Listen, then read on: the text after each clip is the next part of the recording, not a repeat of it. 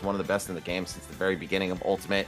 Tomberry obviously capitalizing on that to great success, being first ranked in his region within France. Obviously, Gluto's #1 for the whole country, but still, this guy's got some accolades, and we'll see how he's able to bring them to the table against an unranked underdog from the UK here. And I do very much agree, Koopa, that Bayonetta can actually hit Snake in places that other characters can't, being able to get to parts of the screen that no one else has access to with her movement specials. And I think this is a potential upset, not only in terms of the players and their relative rankings, but also for this matchup. Everyone kind of just wrote Bayonetta off from the jump, but she does kind of have some stuff. No, I agree. This character, I still feel like it's super slept on. Still having a gnarly combo game. Again, she can't kill you at 0, but she can still kill you at like, 100, 120. This character still has some tools to play with. And great use of the grab armor right there to beat through the grenade, as right now it is Bloom off to a very solid start. Yeah, beautiful delay on that throw, too. Just holding Snake in place. Wow, finds the back air and a taunt.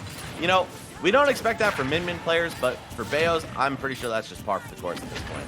Yeah, it's what they give you in the handbook, I'm sure, to start.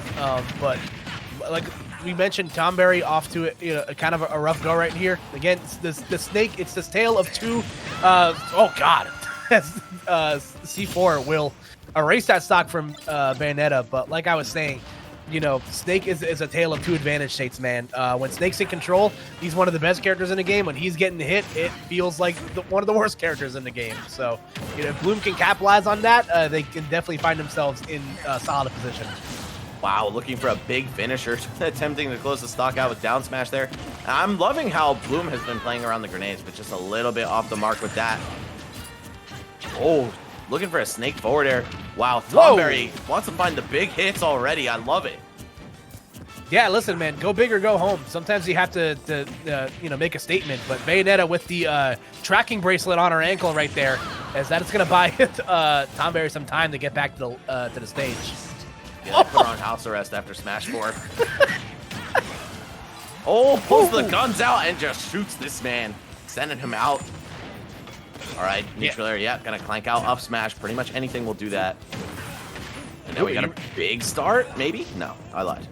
Nope, unfortunately. But just like we mentioned, Bayonetta able to combo Snake into parts of the screen that other characters are not privy to. The backer getting the sparks, but Tomberry getting a second lease on life here. But if I'm them, I'm very, very shooken up right now. Yeah, you may have heard of false starts, but Ultimate has plenty of false finishes when that kill screen just comes out and tells lies. Yeah. Tomberry stuck on the ledge. What's he looking for? I mean, it's definitely an up tilt or some kind of finisher here, but how is he able to find it? I love his C4 usage, but only one of them actually managing to take a stock so far. Oh, Jesus Christ. Yeah, going up there. It's a dangerous game for both players, right? Because Snake, his saving grace out of disadvantage, okay, is the grenade. And if you trade stocks when your opponent has a lead like that, that's not going to pay off. Ooh, is this going to be it? Oh, almost meeting his end. 183%. Any good hit will do it, but Bayonetta, she's definitely known to have trouble closing stocks out in this game. And Snake is definitely known for making comebacks. Yeah, Tomberry's going to have to play this one pretty close to the vest, but again, the beauty of Snake is that any lead can feel surmountable, but gets the forward throw. Great dramatic zoom right there. One that I haven't seen very much, but the forward throw will close it out right there at, Tomberry closing in on the second century mark. So things could have gotten a little bit sweaty there, but able to convert, and Bloom will be going up 1-0 here. So like we said, Max, this could be, you can pencil this in as a potential upset. Just given how the characters function on paper, and that first game delivering for the UK right there. Yeah, potentially an upset in the mix. Again, an unranked player going up against Tomberry, who is ranked first within his region of France. Love to see these kinds of things happen. That's the beauty of Smash Brothers, man, and especially on a global scale like this. I doubt these players have gotten a chance to play offline, being that they're both pretty new. I think I saw 2019 as the join date for both of them. And obviously, the UK and France not terribly far apart, just across the English Channel. You're right in there. But hey, you can take a train to get there. Right, exactly. How many times they've gotten to meet offline? Potentially 0. And I think you know, you really get to see this kind of training arc, the time skip for everybody over quarantine. There's just no way that the power structures would remain the same going in and out of like a year plus break from competition. So it's going to be right back to Final Destination, a stage that's certainly strong for Snake. Can't blame Tomberry for wanting to run it right back here, but it just looked like Bloom was so strong in the last game. Yeah, like we mentioned before, you know, Snake's advantage and disadvantage states are drastically different, you know, whenever he's in control. So I feel like maybe a stage with platforms could have at least, you know, bought Tomberry some, you know, better favor when they are getting hit. But I don't blame him for wanting to go back here. Oh, wow! Okay. If I saw that happen off of the C4 detonation, I would have lost my mind. Yeah, I would have unplugged my computer.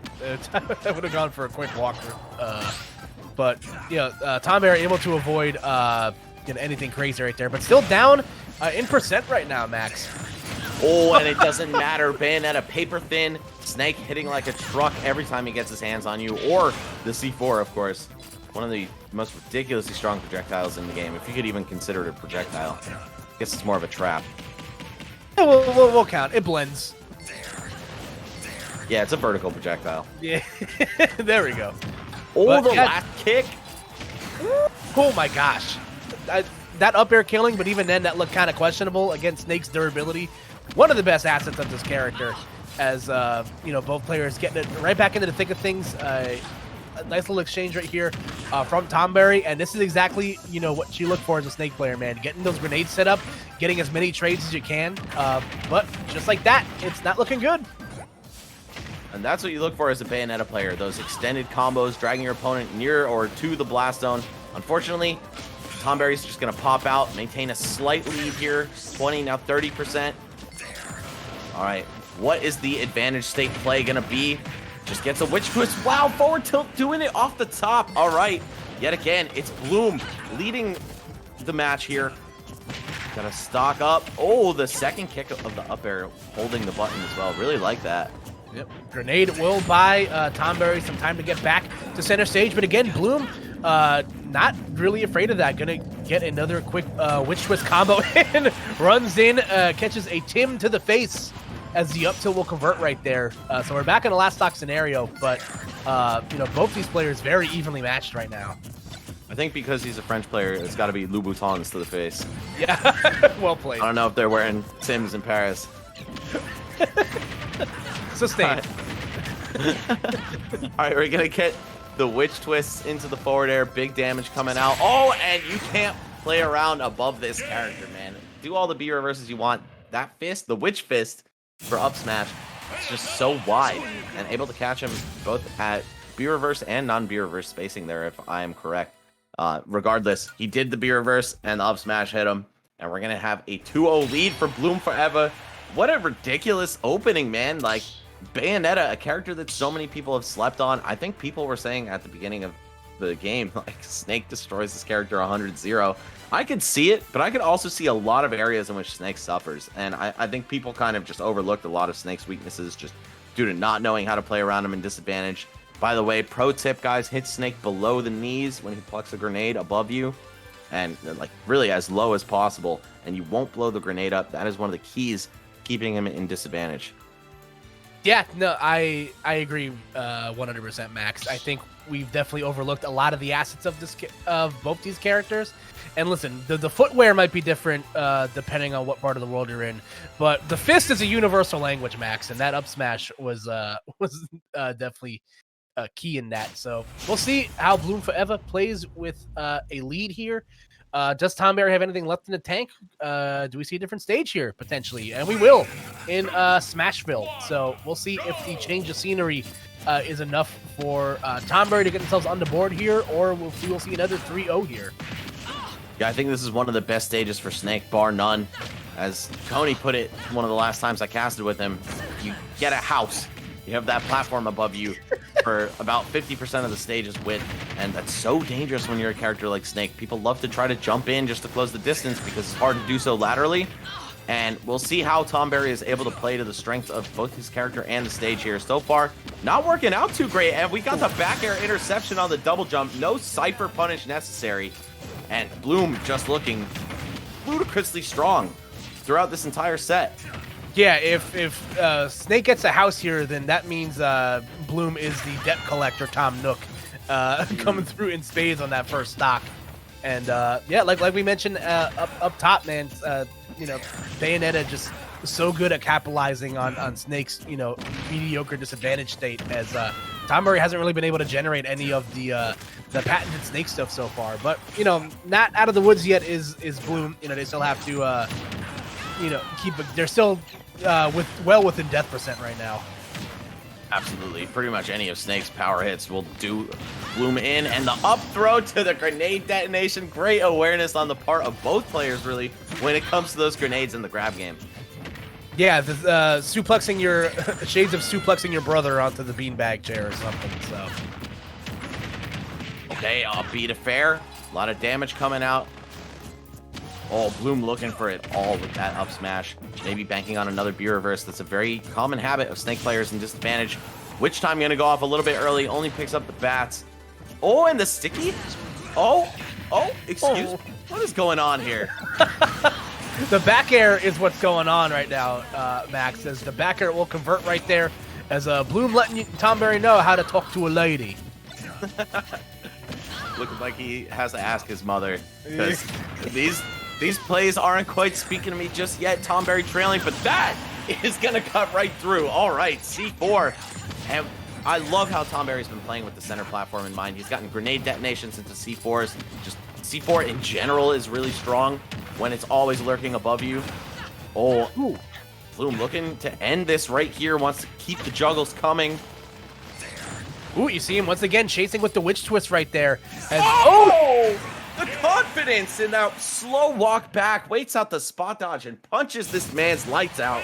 All right, Bloom4Eva going up 3-zip, qualifying for the offline segment of the Smash World Tour European qualifiers. What a beautiful finish. He's going to go on to fight against FreeTox's Min Min in the next round of things. But wow, that was just incredible all around. An unranked UK player with Bayonetta taking down a top French player with a top tier character.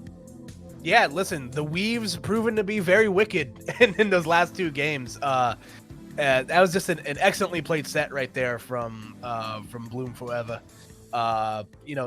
Tomberry just wasn't able to wasn't really able to get comfortable there. I've said because Snake's obviously been a very popular character, not only in the Smash World Tour, but in general in Ultimate's meta. And the games against Snakes that you play can just like fall off a cliff so quickly because of how much damage that character can, output at any given time. And that really wasn't a huge factor